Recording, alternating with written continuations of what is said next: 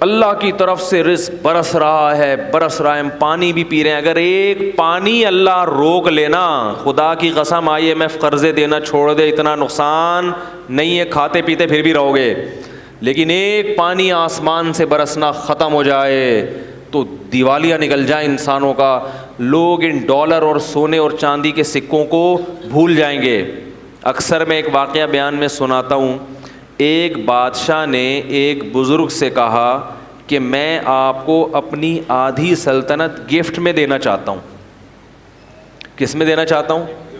آپ کو آدھی سلطنت مل جائے تو آدمی تو خوشی سے بے ہوش ہو جائے نا. ان بزرگ نے کہا کہ میری نظر میں تیری اس سلطنت کی قیمت مچھر کے پر کے برابر بھی نہیں ہے. بھائی کیوں بھائی؟ انہوں نے کہا میرے پاس جو نعمتیں ہیں نا، جو گاڈ گفٹڈ نعمتیں ہیں جو اللہ نے مجھے بغیر کسی محنت کے دی ہیں، ان نعمتوں کی قیمت تیری اس سلطنت سے زیادہ ہے. بادشاہ بڑا حیران ہوا، یار یہ دیکھنے میں تو فقیر سا لگتا ہے، کپڑے بھی دیکھو پھٹے پرانے، اور اس کے پاس اتنی دولت اور اتنا کچھ، اس کے پاس سرمایہ پتہ نہیں کہاں چھپا کے رکھا ہوا ہے اس نے، جو میری پراپرٹی سے بھی زیادہ ہے. تو بادشاہ نے بلا لیا. بادشاہ لوگ تو بڑے لالچی ہوتے ہیں نا، بھائی کہاں رکھا ہوا ہے بھائی. تو بادشاہ نے بلا لیا. تو بادشاہ نے کہا کہ آپ شکل سے تو اتنے مالدار نہیں لگتے، لیکن آپ نے جو یہ کہا کہ آپ کے پاس اتنی قیمت کی چیزیں ہیں تو یہ کہاں ہیں؟ بزرگ کو پتا تھا ایسے سمجھاؤں گا اس کی سمجھ میں نہیں آئے گا، مثال سے بات سمجھ میں آتی ہے نا. کیا خیال ہے بھائی؟ لوگ مجھے کہتے ہیں بیان میں قرآن حدیث کم ہوتا ہے، مثالیں ادھر ادھر کی زیادہ ہوتی ہیں. قرآن حدیث ہوتا ہے، اسی کو سمجھانے کے لیے مثالیں دی جاتی ہیں. خود قرآن اور حدیث میں اللہ کے نبی نے بہت سی مثالیں دی ہیں، عام انسانوں کی مثالیں دی ہیں، مچھر کی مثالیں دی ہیں.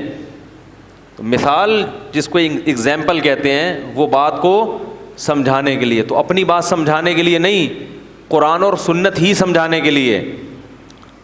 ورنہ قرآن تو پڑھ لیں آپ، سبھی پڑھتے ہیں، اس کو ڈیفائن کرنا یہ مشکل کام ہوتا ہے کہ یہ کس طرح سے لوگوں کے دماغ میں یہ بات اتر جائے. خود نبی نے بھی بہت سی مثالیں دی ہیں، اپنی بات کو سمجھانے کے لیے نبی کیا دے رہے ہیں؟ مثالیں. حالانکہ آپ بات کہہ کے خاموشی اختیار کر لیتے، لیکن آپ کو معلوم تھا کہ میں اپنی بات سمجھانے کے لیے بھی کیا دوں گا؟ مثال دوں گا تو بات سمجھ میں آئے گی. تو اسی وجہ سے شاعر لوگ کہتے ہیں نا، مثال جو سلجھی ہوئی چیز ہے اس کو کیا کہتے ہیں؟ شاعر نے کہا ہے نہ خوابوں کی طرح تھا نہ خیالوں کی طرح تھا، وہ شخص ریاضی کے سوالوں کی طرح تھا، الجھا ہوا ایسا کہ کبھی کھل نہیں پایا، سلجھا ہوا ایسا کہ مثالوں کی طرح تھا. یہ شاعروں کے باولے ہونے کی ایک مثال ہے. یہ جو میں نے شعر پڑھا ہے نا، یہ بیٹھ کے قلابیں ملاتے رہتے ہیں. شاعر سارے شاعر باولے نہیں ہوتے، ذہن میں رکھیں. ایک شاعر اپنی محبوبہ کے بارے میں کہہ رہے ہیں کہ پتہ نہیں کیا ڈرامہ ہے، سمجھ میں نہیں آ رہا سمجھ میں آ ہی نہیں رہی ہے. تو کہہ رہے خوابوں کی طرح تھا نہ خیالوں کی طرح تھا، وہ شخص ریاضی کے، جیسے ریاضی کے پیچیدہ سوال ہوتے ہیں نا، اس قسم کی چیز ہے بھائی. وہ بیلنس بھی ڈال دیا ہے بھائی ٹھیک ہے، سارے خرچے بھی پورے کر دیے. تو الجھا ہوا ایسا کہ کبھی کھل نہیں پایا، ایسا الجھا ہوا کہ آپ کھول ہی نہیں سکتے اس کو. سلجھا ہوا ایسا کہ مثالوں کی طرح تھا. لیکن سمجھ میں آ رہا ہے کہ بھائی یہی ہے میرے لیے، صحیح ہے. جب جان چھڑانے کی بات کرو تو ایسا سلجھا ہوا کہ بھائی اس میں کیا خرابی ہے.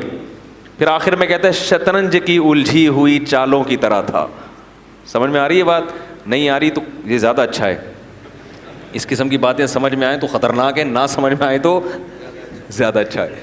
خیر، تو مثال سے بات سمجھ میں آتی ہے. کیا کہہ رہا تھا میں؟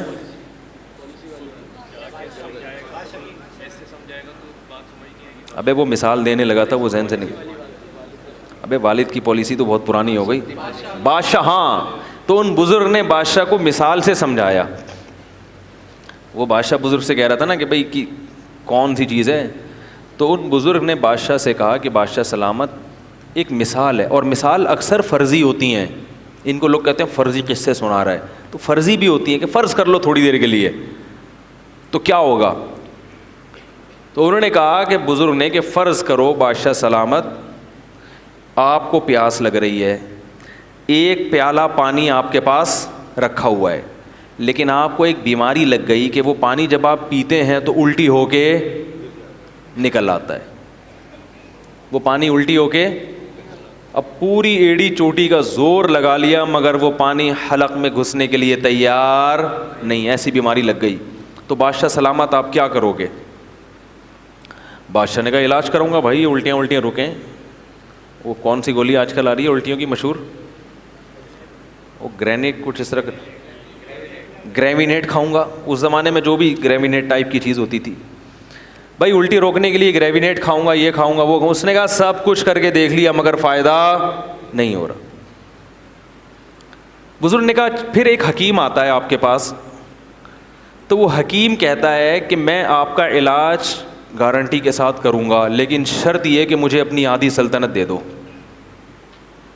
اس کے بغیر میں آپ کا علاج نہیں کروں گا, چاہے میری گردن اڑا دو. اور علاج شرطی ہے, اگر علاج نہیں ہوا تو میری گردن اڑا دینا. بادشاہوں کا کام تو پہلے یہی ہوتا تھا, یہ ہو گیا تو گردن اڑا دو, نہیں تو سمجھ رہے ہیں. تو بادشاہ نے کہا بھائی اگر اس قسم کا حکیم آئے گا اور مجھ سے آدھی سلطنت مانگے گا, تو بزرگ نے کہا اپنی آدھی سلطنت دے دو گے؟ بادشاہ نے کہا دینی پڑے گی بھائی, کیونکہ اس سلطنت کا میں کیا کروں گا کہ پانی حلق میں, بولو نا یار, اتر ہی نہیں رہا, کیا کرنا ہے اسی سلطنت, مر جائیں گے ویسی پیاس سے اور تڑپ تڑپ کے مریں گے. اس نے کہا چلو جی, آپ نے آدھی سلطنت اس کو دی اور اس نے کوئی ایسی دوا کھلائی, اب وہ پیالہ آپ کے حلق میں اتر گیا. اب اگلا پروسیس کیا ہے؟ پیشاب بن کے نکل جائے. اب وہ وہاں رک گیا, پیشاب بند ہو گیا, اب وہ پانی پیشاب بن کے نکلتا نہیں. اب کیا کرو گے؟ بادشاہ نے کہا بھائی علاج کریں گے. کیا خیال ہے؟ پتھری وتھری ہے کیا چکر ہے بھائی؟ تو کہا علاج کر کر کے تھک گئے مگر وہ پیشاب نہیں نکل رہا, تو کیا کرو گے؟ وہی حکیم آیا اور کہنے لگا کہ آدھی بقیہ بھی دو گے تو کیا کروں گا؟ دوا کھلاؤں گا اور یہ پیشاب نکل جائے گا. بادشاہ نے کہا بھائی کیا کرتا, پیشاب سے تو مر جائے گا نا تکلیف سے انسان, یہ عذاب سے مرنے سے بہتر ہے کہ غریب ہو کے زندہ رہ لے آدمی. بادشاہ نے کہا اپنی آدھی سلطنت بھی اس کو دے دوں گا. بزرگ نے کہا یہ ہے تیری سلطنت کی اوقات, ایک پیالہ پانی اور ایک پیالہ پیشاب, اس کے برابر ہے تیری سلطنت. میرا رب مجھے روزانہ درجنوں گلاس پانی پلاتا ہے فری میں, اور پیشاب بنا کے نکال دیتا ہے فری میں. میرے رب نے مجھے جو نعمتیں دی ہیں وہ تیری سلطنت سے کئی گنا زیادہ قیمتی ہیں, لہذا میں تیری سلطنت پہ رال ٹپکا کے اپنے رب کو ناراض نہیں کر سکتا. کاش یہ بات ہماری سمجھ میں آ جائے.